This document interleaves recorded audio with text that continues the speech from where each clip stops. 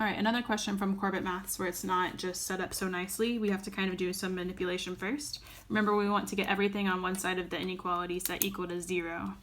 I always like to compare the x squared terms first, and I want to get them on one side of the inequality, hopefully to become positive. So in order for me to come up with a positive x squared value, I would want to add 4x squared to both sides, because on the left side now, this will become a positive 1x squared, or just x squared. Bring everything else down. This has gone away. And then I have plus 3x on the left side, or sorry, on the right side.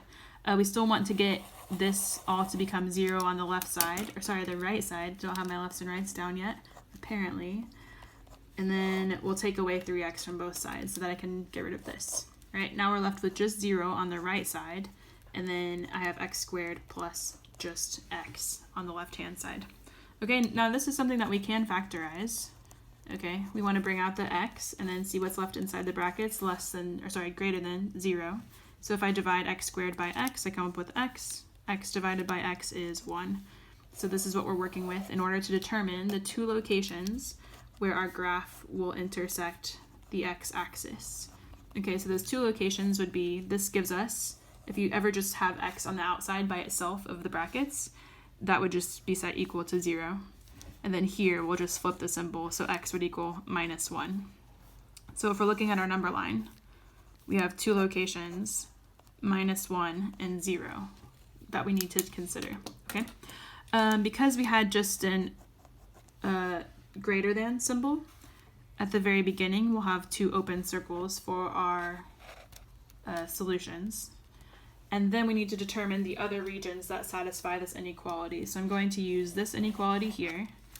Looks like 0 is already taken as one of the locations that crosses the x-axis, and that's kind of my go-to point usually as a test point. But let me try something different here. So 0, right next to 0, I'd have a positive 1. So I'm going to try out this region. 1 is also an easy number to try out. So if x equals 1, let's try it out.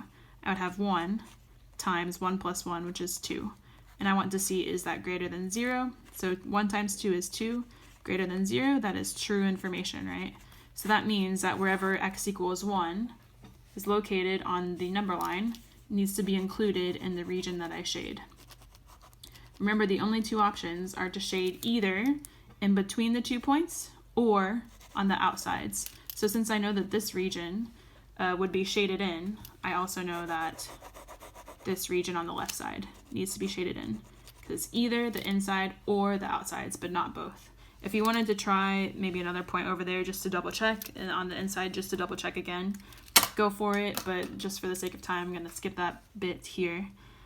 And then we need to write our inequality. So we really have two sections of the inequality. This is called an OR inequality if you've watched my other videos.